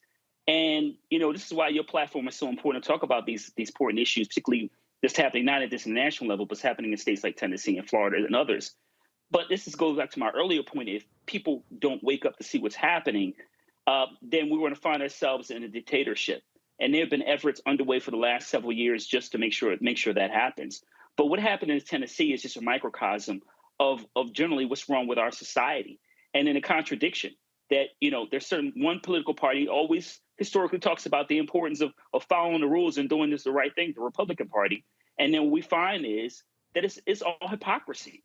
And so some of these same individuals would talk about, quote, Dr. King, or, you know, all the others, some other civil rights, you know, those who fought for civil rights throughout the United States history, but would do the polar opposite of what Dr. King and other civil rights activists fought for. And that is to make sure that Black folks have equal footing when it comes to the rest of America, which is not happening. And we certainly see that in Tennessee, which is, once again, another example of the problems we see in state legislators throughout the United States, particularly those, Roland, that have been because of supermajorities held by the Republican Party. Michael. You know, Roland, I'm glad you showed that. I was reading articles about this, and this is purely about power. This is not about fairness. This is not about following the rules as far as Republicans are concerned. And this is about attacking African-American elected officials who are standing up for their communities and trying to push legislation that is beneficial for their communities. And, you know, in the previous segment, we mentioned Dr. King, and you read from page 132 of his book, Where Do We Go From Here? Chaos or Community. But also, April 3rd, 1968, Dr. King talked about we have to always anchor our external direct action with the power of economic withdrawal. And what's missing here, and this ties into when you named all the Republicans who were financed by the Republican billionaires, the top 3, 4, 5 corporations that are financing the Republicans in Tennessee, Jim Jordan, all these other Republicans, Kevin McCarthy. There has to be nationwide economic boycotts of those 3, 4, 5 top corporations, okay, to redistribute the pain through targeted, sustained economic withdrawal strategies, which is what Dr. King preached. Okay, so yes, vote them out, but the election is not till November 2024. Okay, we can vote with our dollars, and that when you put economic pressure on those corporations that put these Republicans in place, you can better push your agenda, because they're going to pick up the phone when they're losing too much money. These corporations, they're going to pick up the phone and tell them, look, you need to vote this way, because they tell them to vote the other way that's beneficial to the people who are paying them. So we have to understand how all this works. Folks, let's now talk about North Carolina. Again, I keep telling y'all what Republicans are doing. And so I love these people who like, man, I'm thinking about sitting the election out. I ain't trying to sit here. You know, I don't know. I'm like, are y'all that dumb? What these people are doing? This is Tennessee, Mississippi, Alabama, Florida, Texas, Arkansas, South Carolina, North Carolina. I could keep going on and on and on. So what did the Republicans do when they got a supermajority? They immediately said we are ramrodding this voter bill, voter security bill, which is utter bullshit. And the governor of North Carolina essentially said, this is some bullshit. This is what the governor, Roy Cooper, Democrat, said today when he vetoed this bill. He said, quote, this legislation has nothing to do with election security and everything to do with Republicans keeping and gaining power. in working to erect new barriers for young and non-white voters, many of whom use early voting and absentee ballots. This bill also hurts adults, rural voters, and people with disabilities. It requires valid votes to be tossed out if the post office delivers them even 1 minute after 7:30 p.m. on election day, or if a computer rejects a signature. It encourages voter intimidation at the polls by election deniers and conspiracy believers. North Carolina has conducted fair and secure elections, but this bill will block voters and their ballots unnecessarily. Therefore, I veto the bill. Now, the Republicans, they cannot override it because they got a supermajority. They've overwritten 15 vetoes this session, including 6 last week. Now, that's North Carolina. Check this out. In Wisconsin, the Republicans are mad as hell, y'all, that Democrats now have a 4-3 majority of the state Supreme Court. So check this out. Conservative Chief Justice Annette Ziegler is now accusing the liberal majority of staging a coup. In the scathing email, Ziegler claims the liberal justices conducted an illegal experiment, voting to weaken her powers, firing the state court director Randy Koshnick, appointing interim director Audrey Skruwski, and creating a committee composed of the Chief Justice and 2 justices picked by the court's majority members to assume some of her responsibilities. The liberal justices voted August 4th to change the court's rules. This move has sparked a heated exchange between them since Judge Janet Protasewicz joined the bench, giving liberals a 4-3 majority, which Republicans have held for 15 years. Now Ziegler refuses to schedule meetings with the committee formed by the liberal justices, considering it unconstitutional. Ramifications of this dispute within the Wisconsin Supreme Court are expected to have long-term effects on the court's operation and public perception. Now, y'all, let me help y'all out. Republicans, when they got the majority, they actually stripped. See, y'all gonna make me go there. Let me unpack this. So let's see. The conservative Chief Justice is mad because the liberals changed the rules when they got the majority. The Republicans, when they got the majority in the legislature, changed the rules and stripped the Democratic governor of a number of his powers, including appointing people to state boards. They stripped the Wisconsin Attorney General of some of his powers. Now, Larry, I'm confused. When the Republicans get power, they get to change the rules. But when the Democrats get power, oh, hell, it's a coup. Yeah, so Roland, this is an example of what's good for you. I'm gonna do the exact opposite. And listen, the crazy thing about this, so you talk about Wisconsin, that this has been done.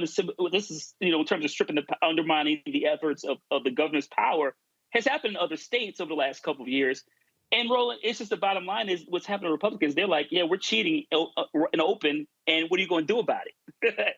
So my colleague talked about the importance, not waiting for the election and using, economics to pressure the powers that be to make sure that they're on the right side of history. But Roland, this is an old broken record. I mean, we've been dealing with this strictly during the Jim Crow. Just folks who just change the rules to make it harder for people for those individuals who voted and voted certain individuals to power to make sure it never happens. And listen, I read the article about the Chief Justice and some of his concerns, but the bottom line is he doesn't care. And now that like you said that the Democrats, liberal judges have the majority, it could have a massive impact on what happened in Wisconsin. And then obviously as we talk about transitioning to 2024. But the bottom line is Republicans, they cheat and don't care. They change the rules all the time. I see it here in the state of Florida. You talk about North Carolina, Wisconsin. We could just keep going. A lot of these states, former Confederate states, also, I guess, that are changing a lot of these policies, and they have super majorities. And when they do finally lose and they have egg on their face, they pretty much say, well, we're just going to change the rules, and what are you going to do about it? Michael, this is why I keep saying, Democrats, when you get power, use it. Absolutely. And Democrats in Wisconsin, at least, are learning from Republicans because they're changing the rules. And that's what you have to do. Like I said, you're dealing with Republicans, you're dealing with cutthroat gangsters. They don't care about fairness. They don't care about equity, anything like that. All they care about is raw, naked power. And when we look at North Carolina, remember, North Carolina is a former Confederate state. And in these former Confederate states especially, there has always been the fear of black political power. There's always been the fear of African Americans voting in mass, electing African American elected officials, passing laws that white people then have to follow. And this is something that we see right now in North Carolina as well. So once again, politics is the legal distribution of scarce wealth, power, and resources, and we see this play out in both North Carolina and Wisconsin. So this is why we have to vote strategically. We don't vote for exercise. If you want to exercise, you go to the gym and work out. You vote for power. You vote for black political power. And Roland, can I add something really quickly here? I think we got to, as we talk about some of these efforts in, like I said, former Confederate states in Wisconsin, I think we got to go back. I know we talked about your show before in terms of the impact Shelby County versus Holder 2013. The impact it had reverberated for the last couple of years. So I think it's really important to highlight that in terms of some of the challenges we're talking about, not only previously. Well, actually, I think two. Shelby County is one, but also the lawsuit from a white guy in Ohio when he was kicked. Actually, there are three. Shelby v. County, the Supreme Court decision, the white guy who was kicked off the voting rolls in Ohio. He hadn't voted in a couple of elections, and he actually filed a lawsuit, and they were like, oh, yeah, they could go ahead and do that. Huge deal. And thirdly, political gerrymandering. The Supreme Court, the John Roberts-led Supreme Court ruling that they don't have a say in state gerrymandering because, oh, well, that's up to the states. Well, when you've had your state races gerrymandered as well, I mean, that's what you're dealing with now. So the reason Republicans, and I need everybody to understand, the reason Republicans are freaking out in Wisconsin is because they have so rigged the elections that if Democrats in Wisconsin, and the numbers even show it, get 55% of the vote, they still are going to be in the minority in the legislature. They are threatening right now to impeach the newly elected Wisconsin Supreme Court justice because they see what's coming. And to every black person in North Carolina, let me say this again, to every black person in North Carolina who sat on your ass in 2022, the Republicans now control the state Supreme Court in North Carolina. And that's why the Republican legislature now can do what they want, because they have a supermajority in the legislature and they control the state Supreme Court. I keep telling all of y'all who are watching and listening, my goodness, please understand what is going on. This is a battle for power. Right. They want to control the laws. They want to control the money. They want to control the courts. And when we, as black people, sit our asses at home, when we do not vote in North Carolina and South Carolina and Florida and Mississippi and Louisiana and Texas and Arkansas and Tennessee, we make it easy for them to do what they do. I cannot say enough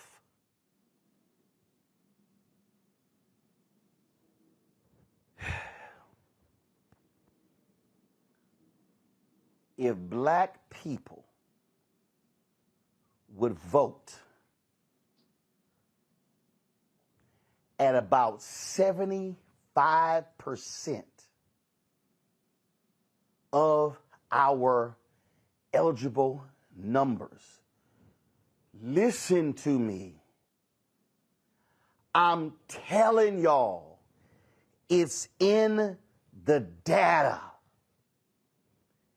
If we voted at 75% of our numbers, Mandela Barnes would be United States Senator from Wisconsin and not Republican Ron Johnson. Sherry Beasley would be Democratic Senator from North Carolina and not the fool she ran against. If we voted our numbers, y'all, Republicans would not have a supermajority in Tennessee, would not have a supermajority in Florida. They would not have the numbers in Mississippi. Y'all, this is no joke. Their people are voting in big numbers. And I'm going to say this loudly as possible to all of y'all. They are ready to show up and show out in 2024. And if they get the White House, and they already got the House, and they get control of the Senate, what y'all have seen in Florida and Texas is going to happen to the entire country. Larry, you're in Florida. Let these people know I'm not lying. Yeah, you're telling the truth, Roland. I'm experienced since I've been down there. The anti-black policies essentially become the template and adopted in other states like your home state of Texas, among others. And you're right, Roland. Listen, and I'm originally from the Northeast, so I've certainly no experience this kind of level of anti-blackness. But if folks don't go out to vote like you described, then we will continue to take some major L's in elections. And not because, we certainly don't care, but because the system is already designed to make sure that, you always dilute the black vote. And I think a lot of things, Roland, for brothers and sisters who are watching the show, what Roland is saying has been proven by state legislators, making it, like we talked about North Carolina, purposely taking steps to make it more difficult for blacks and other minoritized populations to vote, for disabled folks to vote, and also for young people to vote. So if you don't believe Roland, look at what's happening in these other states like North Carolina, among others, in terms of making it harder for people to vote prior, leading up to election day and election day. No food, no water, all the other things efforts you see. This is an effort to make sure you don't go out to vote. So when you do go out to vote, like Roland highlighted, we can change the society and make sure that black folks have equal footing that they have deserved for the last 400 plus years. Michael, you're in Michigan. Yes. Outside of Detroit and Lansing and some other places, hell, y'all Alabama. But what happened? Folk voted, and you have Democrats who control the House and the Senate and the governor's mansions, and they have been able to pass effective policies that speak to our people because they've used the power. Yes. Yep. You use the power when we have it. It's first time in decades that Democrats have controlled the governorship and then both chambers of our state legislature as well. And that is really understanding this threat that's coming.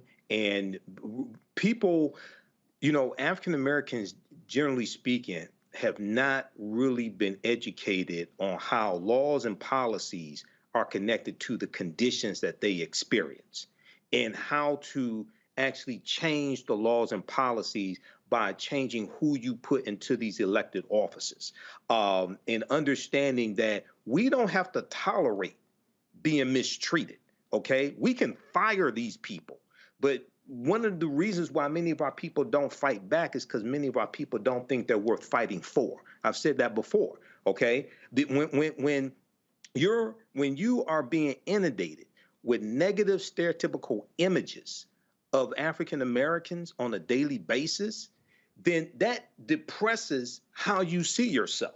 So this is one of the reasons why the information coming from the Black Star Network is so important.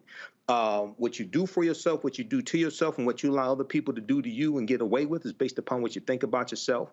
And we have to understand how to push our agendas to bring into existence the policies that we say that we want. And one of the most important things is that we have to understand how to perceive threats. Andrew Gillum told us in 2018, I'm not saying Ron DeSantis is a racist. I'm saying the racists believe he's a racist. He was trying to warn us. Too many woke-ass black people in Florida said they weren't voting for Andrew Gillum because he didn't have a black agenda. I said Ron DeSantis has a black agenda. He has an anti-black agenda. And an anti-black agenda is worse than not having a quote-unquote so-called black agenda. We see the evidence of the policies coming out of Florida. So we have to be able to perceive these threats and stop them. And then at the same time, we have to vote to keep people in office who will protect gains that have been made for us as well. Because that's one of the things that's been lacking, us understanding how to protect gains that have been made also, as opposed to just what somebody can do for us or voting somebody in new and you know what their policies can do for us. You also have to understand how to protect gains that have already been made. Let me close this segment out with this before I go to break, and I'm going to play a couple of bites from the Chris Tucker Golf Tournament. So this I'm addressing this specifically to all of you Simple Simon punk asses. Roland Martin, all you try to do is get a check. Ain't your dumb ass trying to get a check? Now, some of y'all same fools who accuse me of trying to get a Democratic check, ain't y'all backing reparations? Who supports reparations more than Republicans? Matter of fact, I ain't seen one Republican, and Larry and Michael, let me know if y'all know one. I ain't seen one Republican in the House or the Senate speak in support of reparations. Am I correct? Yeah, I don't know one, not even the black ones. The black Republicans don't even support reparations. Yeah. Right. So when you fools say, all you trying to do is get a check, ain't your dumb ass trying to get a check? Aren't you trying to get more contracts? Don't you want money coming to the black community? So I'm confused here. When you idiots think that you are owning me by saying, Roland Martin, you just trying to get a check. But your ass trying to get a check. So I'm confused. If I am advocating for black people, and if I am advocating for more money to go to HBCUs, don't that mean I'm trying to get a check?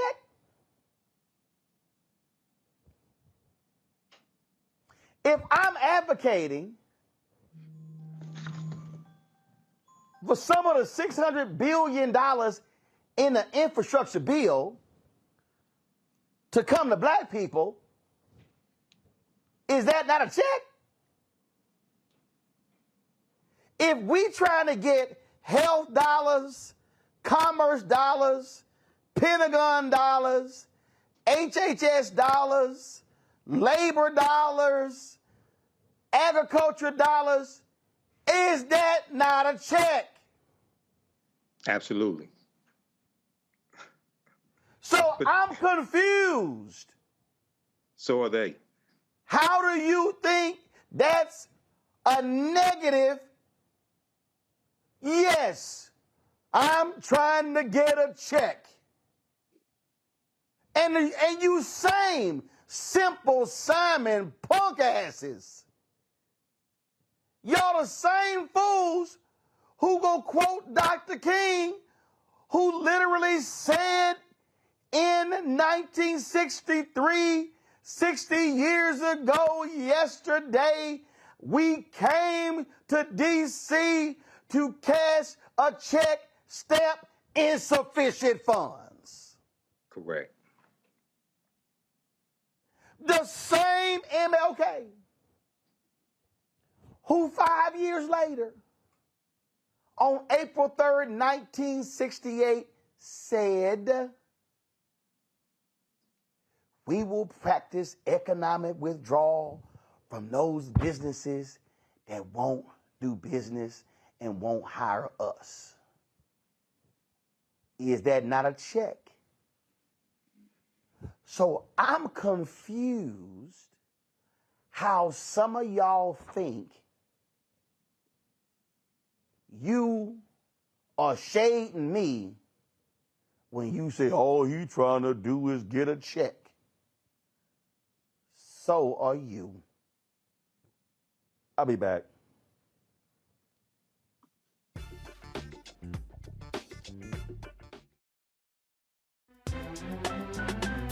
I'm Faraji Muhammad, live from LA. And this is The Culture. The Culture is a two-way conversation. You and me. We talk about the stories, politics, the good, the bad, and the downright ugly. So join our community every day at 3 p.m. Eastern and let your voice be heard. Hey, we're all in this together. So let's talk about it and see what kind of trouble we can get into. It's The Culture, weekdays at 3, only on the Black Star Network. Up next on The Frequency with me, Dee Barnes, we're going to talk to Leslie Segar, a.k.a. Big Les, and talk about her incredible career as a dancer, choreographer, and VJ of Rap City. Magic Johnson was there, so half the NBA was there. Iman the supermodel, so all the supermodels were there every day. Actors, right. Like it was a who's who of who's who. Right here on The Frequency in the Black Star Network. On the next Get Wealthy with me, Deborah Owens, America's Wealth Coach, I'm sure you've heard that saying that the only thing guaranteed is death and taxes. The truth is that the wealthy get wealthier by understanding tax strategy. And that's exactly the conversation that we're going to have on the next Get Wealthy, where you're going to learn wealth hacks that help you turn your wages into wealth. Taxes is one of the largest expenses you ever have. You really got to know how to manage that thing and get that under control so that you can build wealth. That's right here on Get Wealthy, only on Black Star Network. Hi, I'm Jo Marie Payton, voice of Sugar Mama on Disney's Louder and Prouder Disney Plus, and I'm with Roland Martin on Unfiltered.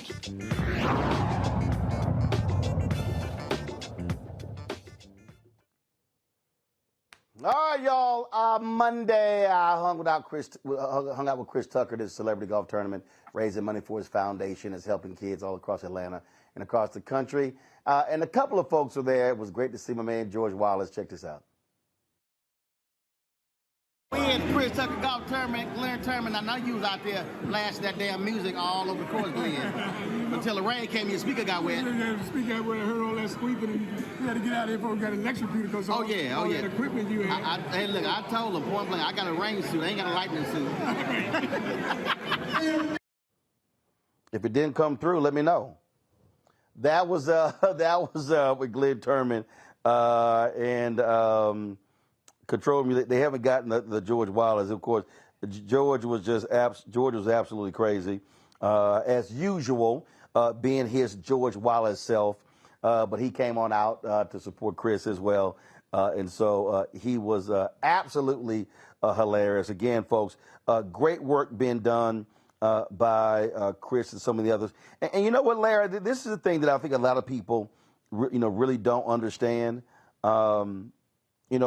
People see a lot of these celebrities and they see them on red carpets and doing movies. But look, in the last 3 months, I played Chris Tucker's golf tournament, Cynthia Entertainer's golf tournament, Anthony Anderson's golf tournament, George Lopez's golf tournament, Steve Harvey, Lawrence Taylor. That's 6 different people. And the kind of work, the camps, the reading programs, it's so many things these folks are doing that a lot of people literally have no idea about, and it gets no attention.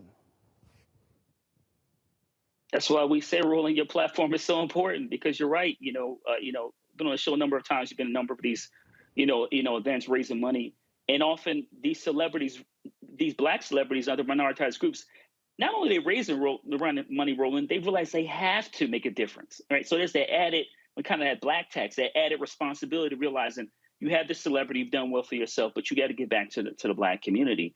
And like I said, you're not going to see this on mainstream outlets highlighting how Black folks are giving back to our own community, because that would be counter to all the stereotypes and misconceptions they have about Black folks. So once again, I'm great to see these, entertainers, athletes giving back to the Black community and to a lot of these really important, endeavors. But once again, if you don't cover it, who's going to cover it? And the answer really is no one else. I remember, Michael, when I had my show Washington Watch on TV One, we went to the NBA All-Star Game in Los Angeles, and we did 2 shows. So we did 2 one-hour episodes, and we called it Black Sports Philanthropy.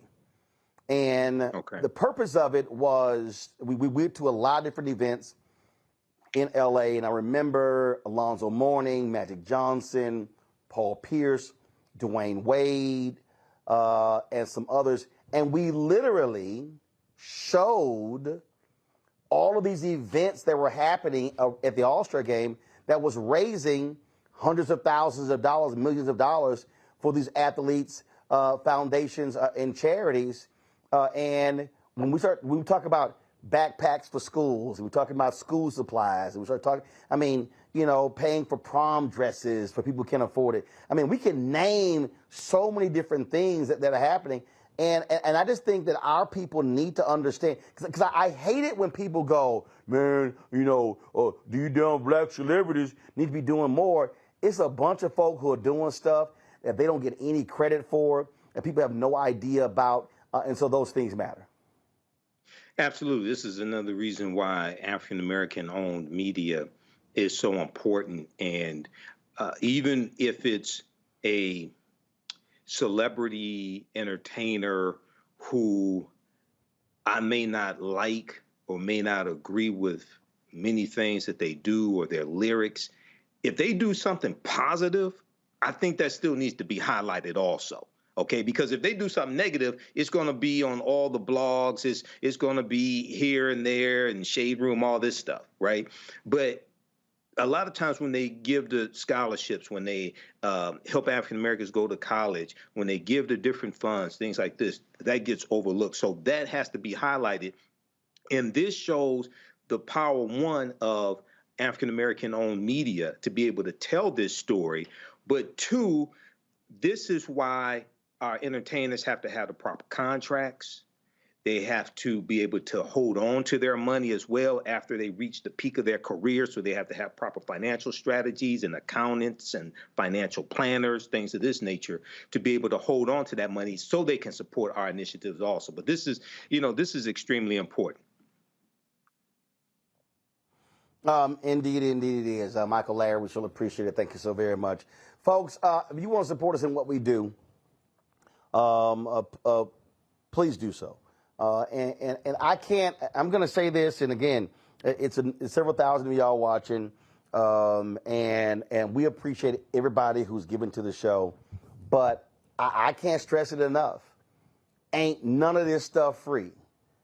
this live streaming, this live view, this LU 800, the camera, the lights, this hotel room, the airfare, none of this stuff is free. We can't cover the story. We can't have the Fearless Fund on, those two sisters. We can't have Representative Tennessee on. We can't have our guests on, folks, and stuff is free. And I'm going to tell you right now, the reason Ebony Magazine was so powerful because it had a circulation of 1.2 million, and black people were paying that $12 a year for that subscription to Ebony Magazine. They were paying for Jet Magazine. Yeah, we were paying for content. The Chicago Defender became the most powerful black newspaper in the country, the Pittsburgh Courier, because black people were putting their nickels and dimes together and buying those newspapers. Now, we don't charge for our content. I purposely chose not to do a subscription model because I wanted our news to be free for our people. I can't tell y'all how many mothers and fathers and children come up to me, and people who now are adults say, oh my God, I learned so much about politics and news and history from watching your show. But y'all, ain't no show if ain't no money. And in a couple of weeks, I'm doing another episode updating you on the advertising community, who supports us, who doesn't, who we've been meeting with, and we're going to do that once every quarter. But I'm telling y'all right now, it ain't easy. When I look up and I see these ads on Fox News, Mercedes-Benz sponsors a segment on The Five on Fox News. Absolutely opinion show, hardcore right wing, except for one progressive on the show, Jessica Tarloff.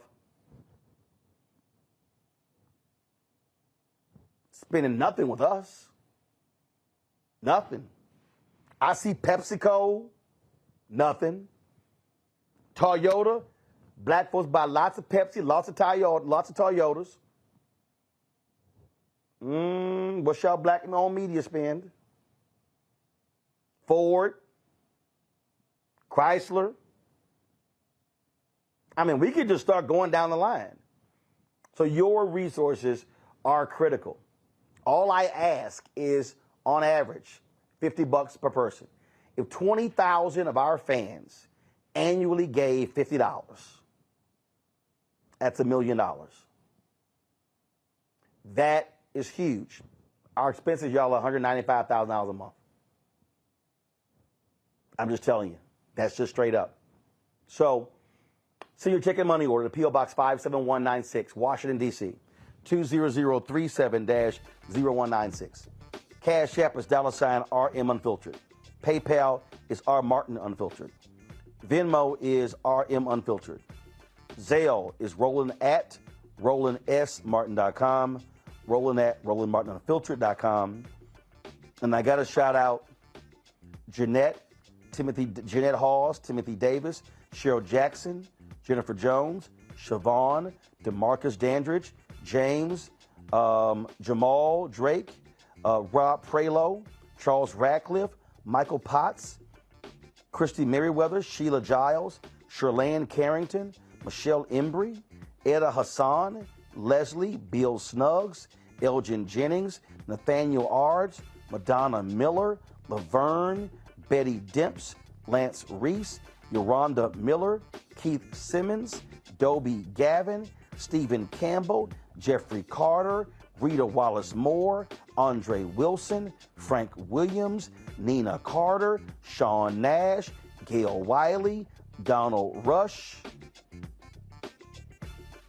All those folks who have given to the show on Cash App, and I absolutely appreciate all of you. So, folks, please support what we do. Be sure to get a copy of my book, White Fear, How the Browning of America is Making White Folks Lose Their Minds. All proceeds come right back into the show as well. Books A Million, Barnes & Noble, Amazon, Target. You can download the audio version on Audible. All right, folks, back in studio tomorrow. Can't wait. Until then, holla!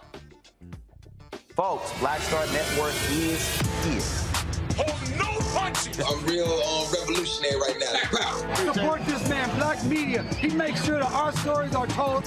Thank you for being the voice of Black America, Roland. Stay black. I love y'all. All momentum we have now, we have to keep this going. The video looks phenomenal. See, this difference between Black Star Network and Black-owned media and something like CNN. You can't be Black-owned media and be scared. It's time to be smart. Bring your eyeballs home. You dig?